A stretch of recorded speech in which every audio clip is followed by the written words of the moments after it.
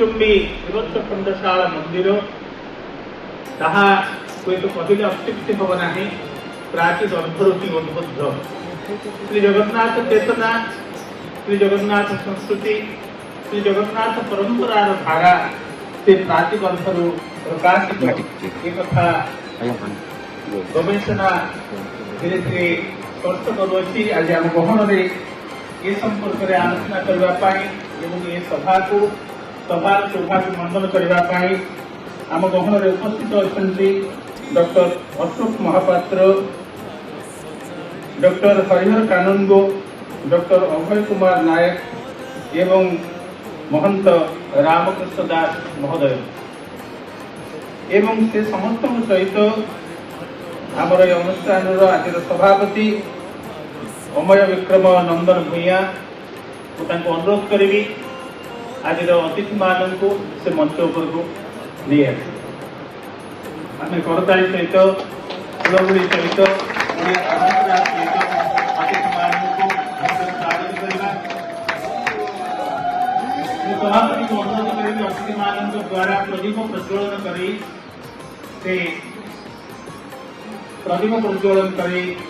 ସେ ମହାପ୍ରଭୁଙ୍କ ନିକଟରେ ଫୁଲ ତୁଳସୀ ସମର୍ପଣ କରିବେ। ସେ ଅପୂର୍ବ ଭାବ, ସେ ଜଗନ୍ନାଥମୟ, ସେ ମାଧବମୟ ଆଜିର ସନ୍ଧ୍ୟା। ତ୍ରିଲୋଚନ ପୁଷ୍ପାଳକ ମହୋଦୟ ଆଜି ଆମ ସହିତ ଉପସ୍ଥିତ ଅଛନ୍ତି, ତାଙ୍କୁ ମଧ୍ୟ ମୁଁ ସ୍ୱାଗତ କରୁଛି ଏବଂ ବିଜୟ କୁମାର ମହାନ୍ତି ପଢୁଆ ଯାତ୍ରା ପତ୍ରିକାର ସମ୍ପାଦକ, ତାଙ୍କୁ ବି ମୁଁ ସ୍ୱାଗତ କରୁଛି। ସେ ମଞ୍ଚ ଉପରକୁ ଆସିବେ। असतो मां सद्गमय तमसो मां ज्योतिर्गमय मृत्योर्मां अमृतं गमय।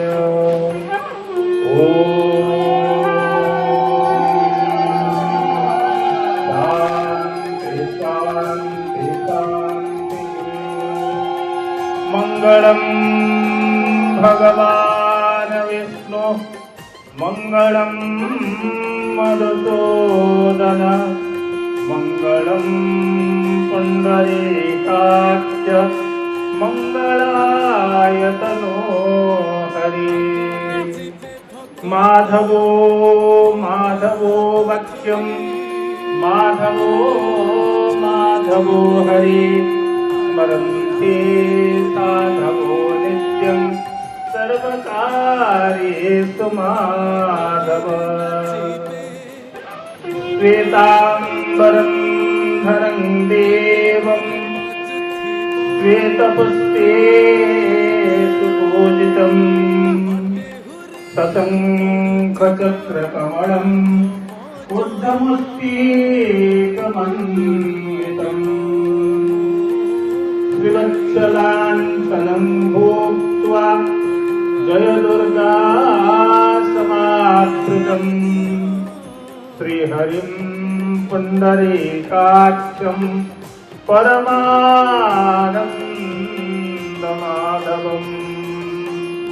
परमानन्दमाधवम्। सर्वश्री श्री दारुब्रह्म स्वरूप श्री माधवंकर चरणार बिंदरे शतकोटि सहस्र कोटि प्रणाम निवेदन करी मु वर्तमान अतिथि मान को अनुरोध करी से माने निज निजर आसन अलंकृत करवा है।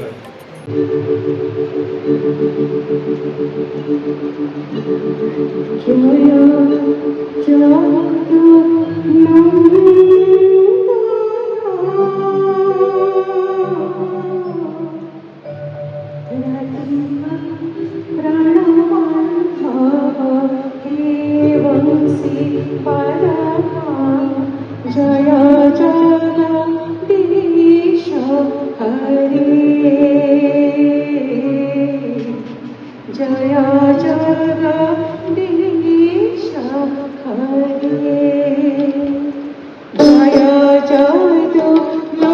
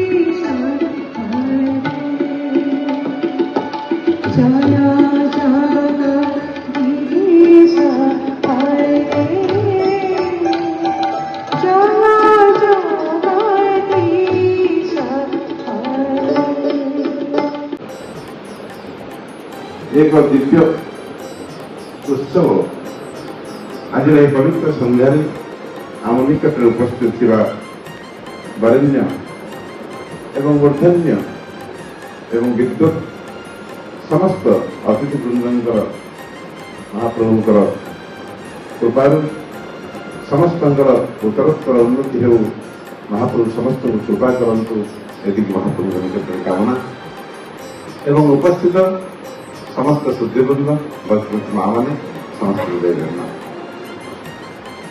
वास्तविक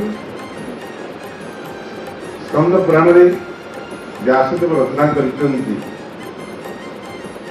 पुरुषोत्तमाख्यम सुमहत क्षेत्र परम पावनम दत्तस्ते दारवतनो श्री समानुष्य निलया पुरुषोत्तम क्षेत्र में महाप्रभु जगन्नाथ दारुमूर्ति धारण करते सत किंतु से मानवीय लीला कर मनुष्यर लीला गोटे साधारण मनुष्य जो भाव तार व्यवहार तार आचरण तार जीवनचर्या से भाव में प्रातः काल उठी दांत घसीवा गाधेवा जलिया खाइबा एवं दीपर भोजन करवा एवं जो भाव में व्यवस्था सबुगुड़िक महाप्रभु जगन्नाथ प्रत्येक दैत्य नित्य नैत्य भाव में से संपादन कर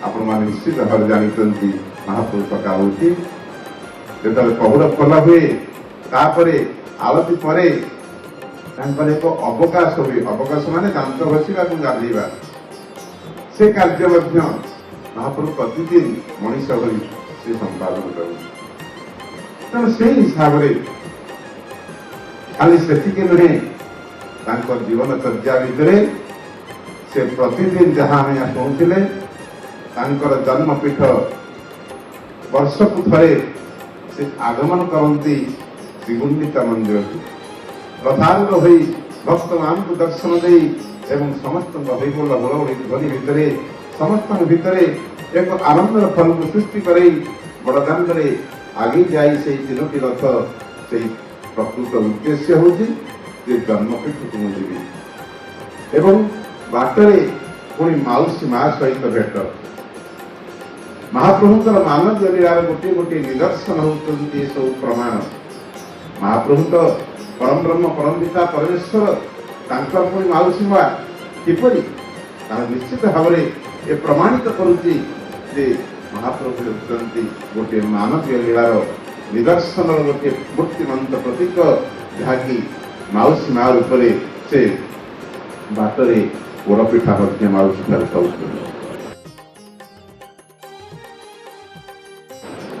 नीलाचल निवासाय नित्याय परमात्मने बलभद्र सुभद्रा जगन्नाथाय ते नमः। मन्नाथ श्री जगन्नाथ मद्गुरु श्री जगद्गुरु मदात्मा सर्वभूतात्मा तस्मै श्री गुरवे नमः। गुरु ब्रह्मा गुरु विष्णु गुरुदेव महेश्वर गुरु साक्षात् परम ब्रह्म तस्मै श्री गुरवे नमः। तस्मै श्री गुरवे नमः। तस्मै श्री गुरवे नमः।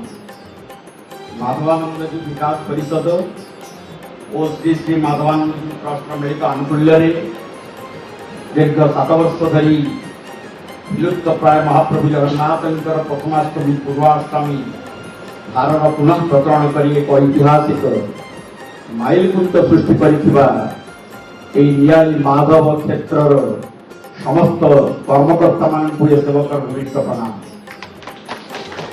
महान द्वितीय उत्सव सभापति साहित्यिक एवं आध्यात्मिक प्रवक्ता श्रीयुक्त अमेय विक्रमानंद भूमिया संपादक श्री जगन्नाथ पूर्णा पत्रिका संपादक परमार्थी विपास श्रीयुक्त विजय कुमार महांती महोदय अतिथि भाव अच्छा मुख्य आकर्षण समर्पण परमात्मीय परम आदरणीय पद्मश्री डॉक्टर अशोक कुमार महापात्र महोदय नाइजर कुल सचिव प्राक्तन कुल सचिव डॉक्टर अभय कुमार नायक महोदय पुरुषोत्तम क्षेत्र श्रीक्षेत्र पुरी राधावल्लभ मठर महंत महाराज श्री श्री रामकृष्ण दास महोदय मुख्य संयोजक नियाली माधवर श्री श्री माधवानंद जी ये जगन्नाथ पूर्ण यात्रा मुख्य संयोजक जी प्रभाव कहते त्रिलोचन पुष्पालक महोदय आज वर्णाढ्य महोत्सव उद्घोषक आध्यात्मिक प्रवक्ता विशेष श्री महाप्रभुंर रथयात्रा ठार निराती विजे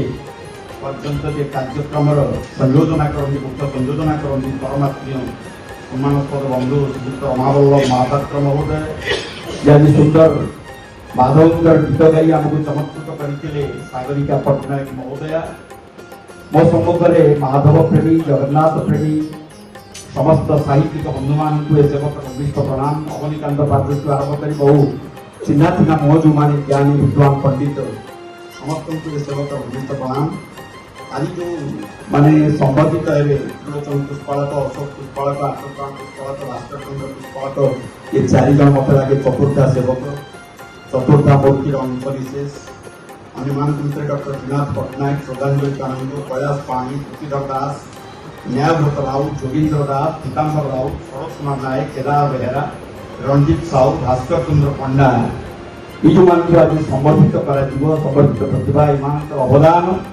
माधव विग्रह सहित जगन्नाथ जो आत्मिक संपर्क आंगिक संपर्क ए संपर्क को उद्घाटन कर समस्त बंधु मान सेवक भूमिष्ठ प्रणाम सजकर बिरी गुड़ अरे नड़िया पान तुलसी पदुरे कालिया मन प्राची क्षेत्र को छुटू अच्छी भकत सुओ पढ़ुआ हेब मो कालिया दिया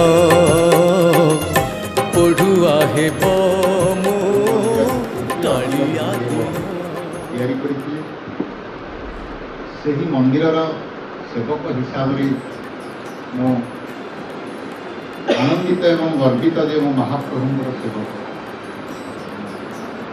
आमर पुष्पालक सेवक जो मैंने महाप्रभु से सेवा करती आमर जमी पुरी महाप्रभुंर जगन्नाथ महाप्रभुंर जमी सेवा नीति तीन गोटी धूप एवं अवकाश से महाप्रभु धूप एवं अवकाश आमर सकाळे महाप्रभुंर स्नान मार्जना पर महाप्रभुंर गोपाल वल्लभ भी सूर्य पूजा मद्गुरु श्री जगद्गुरु गुरु को प्रणाम करुच्छे मोदात्मा सर्वभूतात्मा मो भितर आत्मा आपण मान भितर आत्मा मंच में आसन समस्त अतिथि मान आत्मा आम समस्त परमात्मा अंश यही बोधे को प्रणाम करिया भागवतकार जगन्नाथ दास कहती सकल घटे बास मोर मो आत्मा जगत ईश्वर अर्थात जगदीश्वर जगन्नाथ समस्त भितर आत्मा रूप अच्छे से आत्मा बोधे समस्त मोर प्रणाम जिते आज गोटे भव्य मुहूर्त जगन्नाथ पढ़ुआ यात्रा पत्रिका हूँ पढ़ुआ यात्रा माने पत्रिकार ना अन्य कौन सब होता किंतु पढ़ुआ यात्रा को लेकिन गोटे पत्रिका हम तार गोटे भव्य मुहूर्त भव्य अनुष्ठान गोटे सभा हम आशिष्ट व्यक्ति मैंने आसवे से शुणिक बहुत खुशी होती से जो रमावल्लभ बाबू अन्य अतिथि मैंने आपण कर्मकर्ता मैंने मत जोड़े निमंत्रण देखिए सार आसवे बोली आम जो माधवकर कथा आलोचना करूँ अल्प दिन पूर्व राहमारे गोटे बहुत बड़ ये कौन पांचरात्र आंतर्जातीय पांचरात्र कार्यक्रम महोत्सव होता से माधवकर 24 बेश होता आम पचार जगन्नाथ तो 24 बेश अर्पण करते बेश माधवकर बेश तात्पर्य अच्छी आम से माधवकर बेश ये आप सुनाकर बेहेरा डॉक्टर सुनाकर बेहेरा जी राहमारे अच्छे पचारे से कथा जुक्ति बाढ़ी नहीं माधवकर अनेक बेश कर पुष्पालक महाशय अच्छे सी कहे आप जाइए कि राहमा जाइए राहमार गोटे भव्य ये माने जीटा 24 बेश करते जगन्नाथकर सेतिकटा बेश करते माधवकर तेणु आज माधवकर विग्रह आप समस्त आमको देले से आज माधव आम सागर अच्छा कथा समस्त सागर तो अच्छा कहीं सी तो आद्य देवता जगन्नाथ आसवा पूर्व देवता क्यों समझे माधव ना नहीं तेणु माधव माधव विष्णु माधव माधव हरि स्मरती माधव नित्य सकल कार्यसु माधव अर्थात माधव को ଧ୍ୟାନସ୍ଥ ହେଇ ବା ମାଧବଙ୍କୁ ପୂଜା କରି ଯଦି ଆମେ କୌଣସି କାମ କରୁଛେ ତାହା ପୁଣି ନିଶ୍ଚୟ ସଫଳ ହେବ, ଏଥିରେ ଦ୍ୱିମତ ହେବାର ନାହିଁ। କାହିଁକି ନା ଜଗନ୍ନାଥଙ୍କର ଆଦ୍ୟ ବିଗ୍ରହ ଯଦି ମାଧବ ନୀଳମାଧବ ହେଇପାରନ୍ତି, ଯିଏ ତାଙ୍କ ଦ୍ୱାରା ପୂଜିତ ହେଇପାରନ୍ତି, ଯିଏ ଆମର ଶବର ରାଜା ବିଶ୍ୱବସୁଙ୍କ ଦ୍ୱାରା। କାହିଁକି ବିଶ୍ୱବସୁଙ୍କ ଦ୍ୱାରା ସେ ପୂଜିତ ହୋଇଥିଲେ? ଆପଣ ବିଶ୍ୱବସୁ ଶବ୍ଦଟାକୁ ଦେଖିଲେ ବ୍ୟାଖ୍ୟା କରୁନାହାନ୍ତି। ବିଶ୍ୱାସରେ ବସ କରିଥିଲା ବୋଲି ବିଶ୍ୱବସୁ ନାହାନ୍ତି। ଆଉ ବିଶ୍ୱର ସମସ୍ତ ଐଶ୍ୱର୍ଯ୍ୟକୁ ଯେ ତୁଚ୍ଛ କରିଦିଏ ଜଗନ୍ନାଥଙ୍କ ପାଇଁ, ମା ମାଧବଙ୍କ ପାଇଁ, ସିଏ ହେଉଛନ୍ତି ବିଶ୍ୱବସୁ। ଏଇଟା ଆଭିଧାନିକ ଅର୍ଥ ଆପଣ ଦେଖିବେ ଶବ୍ଦକୋଷରେ ଲେଖା ହେଇଛି।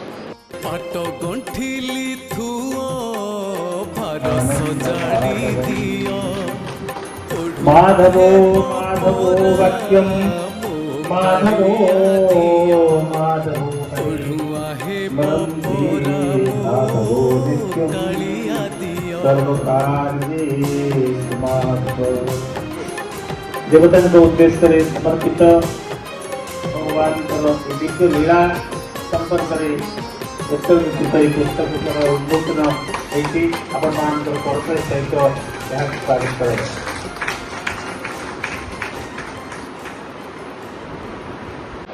ମଞ୍ଚାସନ ସମସ୍ତ ଅତିଥିବୃନ୍ଦ, ଏଠି ଉପସ୍ଥିତ ସମସ୍ତ ଭଗବାନ, ଆଜିକାଲି ଚନ୍ଦନ ଯାତ୍ରାର ସମୟ। ଆମେ କ'ଣ କରିବା ଯେ ଦୋଳ ମେ ଦୋଳ ଗୋବିନ୍ଦମ ତାପ ମେ ମଧୁସୂଦନମ ରଥସ୍ଥ ରାମସ୍ଥ ପୁନର୍ଜନ୍ମନମ। ଏଇଟା ଆମେ କହୁଛେ ଚନ୍ଦନ ଯାତ୍ରା 21 ଦିନ, ସେଥି ଆମେ ଚନ୍ଦନ ଖାଇବା। ମୁଁ ଘର ପୁରୀ ପୁରୀରେ ପ୍ରାୟ 20 ବର୍ଷ ରହି, ତେଣୁ ମୁଁ ଦେଖେ ତାପ ଏବେ ଯାଉଥିଲି ଲାଷ୍ଟରେ କାଲି ପୁରୀ।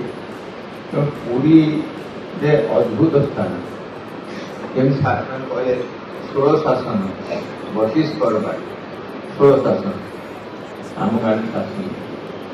ଆମମାନଙ୍କର ଯେଉଁ ଆରେଞ୍ଜମେଣ୍ଟ ହେଉଛି ଯେ ଦୁର୍ଗା ମାଧବ, ଆମ ମାଧବ ପାଖରେ ରାଧା ନାହିଁ ଆଉ ଦୁର୍ଗା ଅଛନ୍ତି ବୈଷ୍ଣବ। କେବଳ ଅଷ୍ଟମୀ ନବମୀ ସପ୍ତମୀ ଅଷ୍ଟମୀ ନବମୀରେ ସେଠି ଆଇଁଷ ପୂଜା ହୁଏ। ଯଦି ଆପଣ କେବେ ଚାଲିଯିବେ, ଆମ ଗାଁ ଆଗରେ ଅଛନ୍ତି ଦକ୍ଷିଣ କାଳୀ, ପ୍ରଥମରେ ଅଛନ୍ତି ଦୁର୍ଗା ମାଧବ, ଲାଷ୍ଟରୁ ଅଛନ୍ତି ଦକ୍ଷିଣ କାଳୀ ଆଉ ଶିବ। ତେଣୁ ସବୁ ଗାଁ ମାନଙ୍କରେ ପ୍ରଥମ ପ୍ଲାନ୍ କରାଯାଇଥିଲା ଯେ ଆମେ ଆମ ଗାଁରେ ଦୁର୍ଗା ମାଧବଙ୍କୁ ପୂଜା କରିବା। ଆଉ ଆମ ଗାଁଟି ଗୋବିନ୍ଦ ବିଦ୍ୟାଳୟ ଦେଇଥିଲେ ବୋଲି ଗୋବିନ୍ଦକେ କେତେବେଳେ ପୁରୁଷୋତ୍ତମ ପ୍ରତାପ ଦେବ ଆଉ ତାଙ୍କର 3 ଜଣ ଥିଲେ, ତାଙ୍କୁ ମାରିଦେଲେ ଜଣେ, ସେ ଥିଲେ ଆମର ଗୋବିନ୍ଦ ବିଦ୍ୟାଳୟ ମାରିଦେଲେ 1545 ମସିହାରେ। ସେତେବେଳେ ସେ ରାଜା ହେଲେ ଆଉ ତାଙ୍କ ନାଁରେ ଗୋଟେ ଗାଁ ବସେଇଲେ, ଯାହା ନାଁ ହେଉଛି ବୀରପୁର। ତେଣୁ ସେ 1545 ମସିହାରେ ଦୁଇଟା କାମ ହେଲା। ଗୋଟେ ପ୍ରଥମ ହେଲା ଆମେ ସମସ୍ତେ ବୈଷ୍ଣବ, ଆମ ଚେତନାରେ ବୈଷ୍ଣବ ଅଛନ୍ତି। କାରଣ ଯଦି ଆମେ ଦେଖିବା ଆମ ଓଡ଼ିଶାର ପରମ୍ପରା ଚାଲିଚଳଣି ଖାଦ୍ୟପେୟ ଜଗନ୍ନାଥ ମନ୍ଦିର ପ୍ରଭାବିତ। ସେ ଜଣେ ନିଷ୍କପଟ ଶିଶୁ ସାହିତ୍ୟିକ ଏବଂ ଅନେକ ପତ୍ରପତ୍ରିକାର ଲେଖା ସମ୍ପାଦନା খুব যত্নর সহিত আগ্রহর সহিত ব্যগ্রতার সহিত সম্পাদন করা কথা মু নিজে লক্ষ্য করছি তাকে নেইকি। এবং গত 3 বর্ষ তলে যেতবে সে ধীরে ধীরে কথা হয়ে লোকমানঠারু লেখা সংগ্রহ আরম্ভ কলে এবং গোটে অদ্ভুত পরম্পরাকে পুনর্জীবিত করা পাই লেখা সংগ্রহ পাই जो कष्ट स्वीकार करने पड़े। कहीं जो विषय वस्तु पर आप लेखाटी लिखे से विषय वस्तु संपर्क में आपन को सूचित करवा, प्रत्येक लेखक को सूचित करवा एवं सूचना देवा गवेषणा प्रेरणा देवा एवं जो माने हुए तो से उपयुक्त भाव में मनोनिवेश कर एकाग्रता रखी पारे से बारंबार ଉତ୍ସାହିତ କରି ଲେଖା ସଂଗ୍ରହ କରିବା ଏବଂ ସେ ଲେଖାକୁ ଆଣି ଗୋଟେ ପତ୍ରିକା ରୂପ ଦେବା ଏ କିଛି କମ୍ କଥା ନୁହେଁ। ପୁଣି ଏହା କେଉଁ ଉଦ୍ଦେଶ୍ୟରେ ଗୋଟିଏ ଦେଉଳ ଭିତରେ ଥିବା ସେଇ ଦେବତାର ଉଦ୍ଦେଶ୍ୟରେ ଏ କିଛି କମ୍ ତପସ୍ୟାର କଥା ନୁହେଁ। ଯେତେବେଳେ ସେ କୁହନ୍ତି ମୋର କିଛି ସାଧନ ଭଜନ ନାହିଁ, ମୋର ପୂଜା ଉପାସନା ନାହିଁ, ମୋର ପ୍ରାର୍ଥନା ନାହିଁ, ସେତେବେଳେ ହୁଏତ ମୁଁ ତାଙ୍କୁ ନ କହିପାରିଲେ ମଧ୍ୟ ହୃଦୟ ଭିତରେ ଭାବେ ଯେ ଯାହାର ପ୍ରାଣ ମାଧବଙ୍କ ପାଇଁ ଉତ୍ସର୍ଗୀକୃତ, ସେ ପ୍ରାଣରେ ଆଉ ଉପାସନାର ଆବଶ୍ୟକତା କ'ଣ ରହିଛି? ସେ ହେଉଛନ୍ତି ଆମ ସମସ୍ତଙ୍କର ପ୍ରିୟ ବିଜୟ କୁମାର ମହାନ୍ତି। ମୁଁ ତାଙ୍କୁ ସ୍ୱାଗତ କରୁଛି। ସେ ତାଙ୍କର ସମ୍ପାଦକୀୟ ଅଭିଭାଷଣ ମଞ୍ଚସ୍ଥ ଅତିଥିମାନଙ୍କୁ ମୋର ପ୍ରଣାମ। ମଞ୍ଚ ତଳେ ଥିବା ବୟୋଜ୍ୟେଷ୍ଠ ଏବଂ ସମ୍ମାନନୀୟ ବ୍ୟକ୍ତିତ୍ୱମାନଙ୍କୁ ମୋର ପ୍ରଣାମ।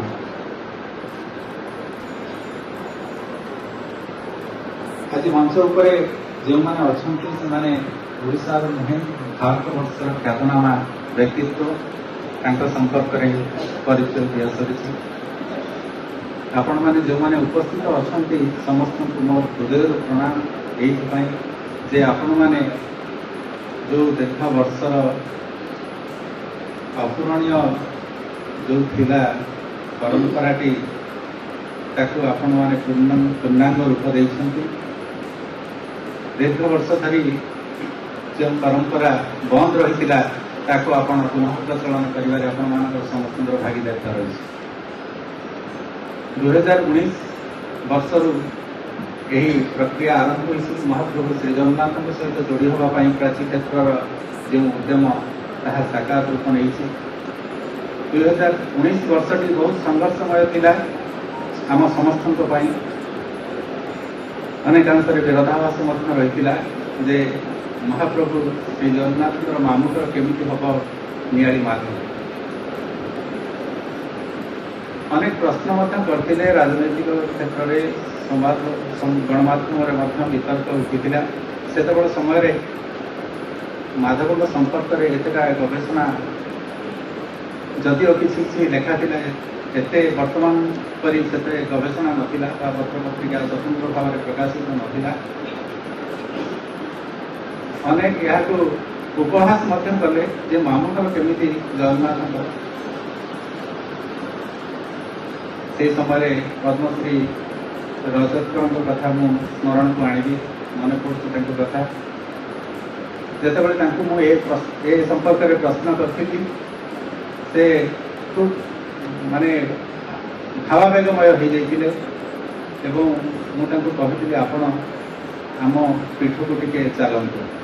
ପୂର୍ବରୁ ଆମର ବନ୍ଧୁମାନେ ତାଙ୍କ ସହିତ ସମ୍ପର୍କ ରଖିଥିଲେ ଏବଂ ତାଙ୍କୁ ଡାକିଥିଲେ ମଧ୍ୟ ସେ ଯିବା ପାଇଁ କାହିଁକି ଚାହିଁନଥିଲେ। କିନ୍ତୁ ସେଦିନ ଯେତେବେଳେ ମୁଁ ହଠାତ୍ ତାଙ୍କୁ ଡାକିଲି, ଆଗରୁ କିଛି ଜଣେଇନି, ହଠାତ୍ ଡାକିଲି, ସେ କହିଲେ ବିଜୟକୁ ମୋତେ କାହିଁ ମାଧବ ଆଜି କାହିଁ ମୋତେ ଟାଣି ନେଉଛନ୍ତି, ମୋତେ ସେମିତି ଲାଗୁଛି। ମାନେ ମୁଁ କହିଲା ବେଳେ ମୋ ଦେହ ଶିହରି ଉଠୁଛି। କାହିଁକି ନା ସେ ମୋତେ ହଠାତ୍ ଜଣେ ଏତେ ବଡ଼ ବିଦ୍ୱାନ, ମୁଁ ତାଙ୍କୁ ପୂର୍ବରୁ ଜଣେଇନି, ହଠାତ୍ ମୁଁ ତାଙ୍କୁ କହିଲି ଆପଣ ଆଜି ମାଧବ ପୀଠକୁ ଯିବେ। ସେ ମୋତେ କହିଲେ ଯେ ମୋତେ କାହିଁକି ଆଜି ମାଧବ ଟାଣି ନେଉଛନ୍ତି, ଆପଣ ଚାଲନ୍ତୁ ମୁଁ ଯିବି। ମୁଁ ତ ଆଗରୁ ମନା କରିଛି, କିନ୍ତୁ ଆଜି ଆପଣ ଡାକୁଛନ୍ତି ଆଉ ମାଧବ ମୋତେ ଆକର୍ଷିତ କରୁଛନ୍ତି, ମୁଁ ନିଶ୍ଚୟ ତାଙ୍କ ଦର୍ଶନ ପାଇଁ ଯିବି। ଆଉ ସେ ଯାଇକିରି ଯେତେବେଳେ ସମସ୍ତେ ଥିଲେ ମନ୍ଦିର ଭିତରେ ମୁଁ ସେ ଅନୁଭବ କରିଛି ସେ ଯେଉଁ ଭାବାବେଗରେ ଯେଉଁ ଗୀତ ଗୋବିନ୍ଦର ସ୍ୱରକୁ ଯେଭଳି ଗାଇଲେ ହୁଏତ ଦେବତାଙ୍କର ବି ଆବିର୍ଭାବ ହୋଇଯାଇପାରେ, ସେଭଳି ଭାବରେ ସେ ଯେଉଁ ସୁମଧୁର ସ୍ୱରରେ ସେ ଗୀତ ଗାନ କଲା। ସେ ଆମର ମାର୍ଗଦର୍ଶକ, ସେ ଆଜି ଆମ ଗହଣରେ ନାହାନ୍ତି, ତାଙ୍କୁ ଆମେ ମନେ ପକାଉଛୁ।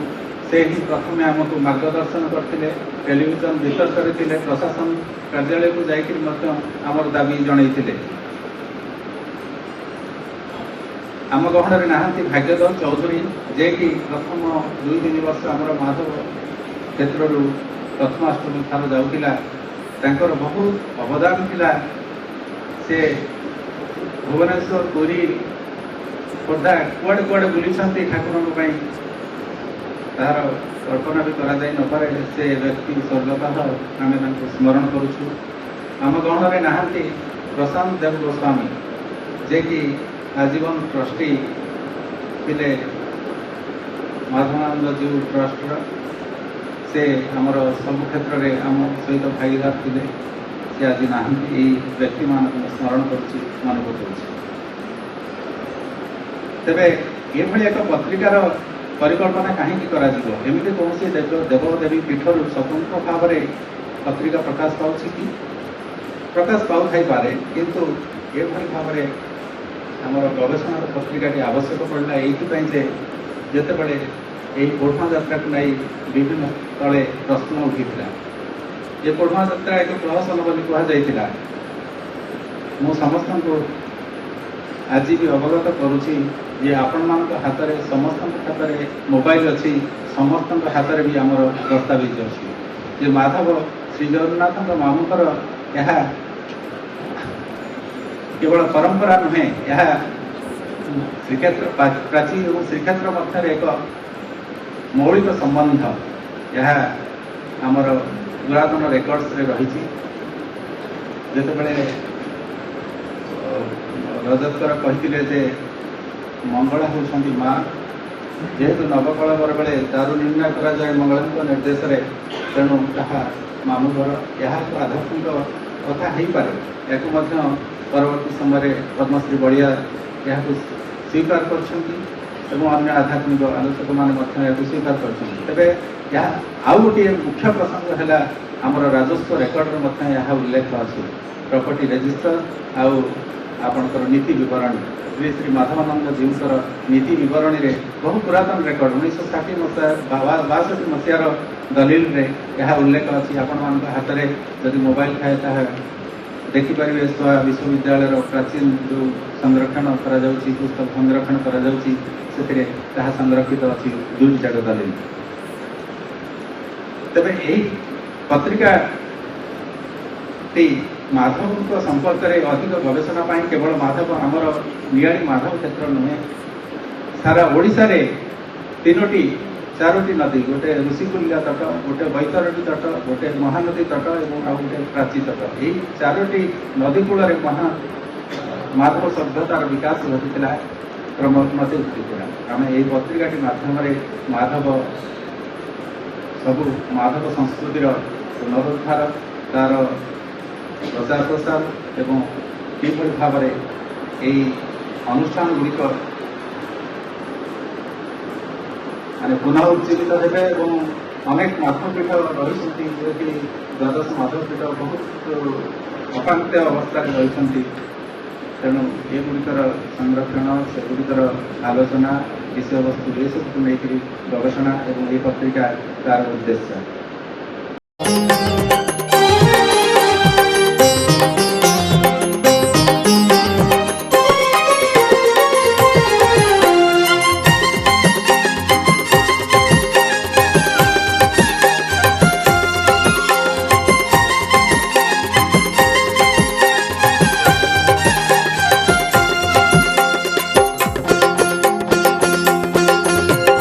ପାଟ ଗଣ୍ଠିଲି ଥୁଅ ଭାର ସଜାଡ଼ି ଦିଅ, ପଢ଼ୁଆ ହେବ ପରା ମୋ କାଳିଆ ଦିଅ।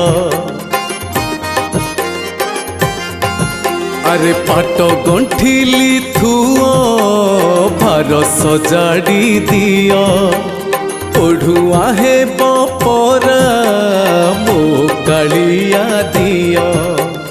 ପଢ଼ୁଆ ହେବ ପରା ମୋ କାଳିଆ ଦିଅ।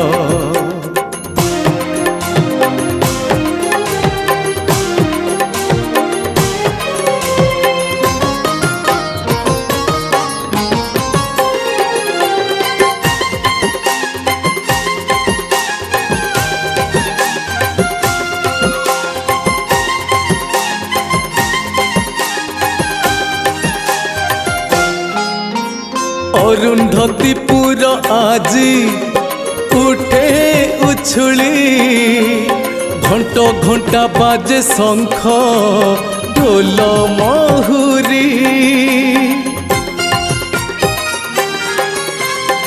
ସଜ କର ବିରି ଗୁଡ଼ ଆରେ ନଡ଼ିଆ ପାନ ତୁଳସୀ ପଦୁଅରେ କାଳିଆ ମନ ପ୍ରାଚୀ କ୍ଷେତ୍ରକୁ ଛୁଟୁ ଅଛି ଭକତ ସୁଅ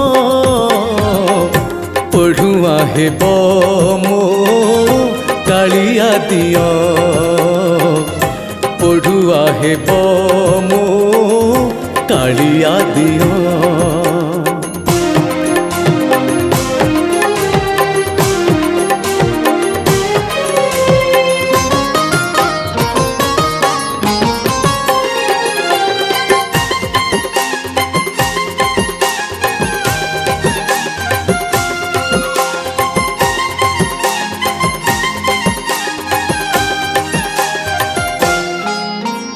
ଆଗରେ ଯିବେ ଭକତ ପତାକା ଧରି ଗଡ଼ୁଆ ପଛରେ ଯିବେ ଆଖଡ଼ା କରି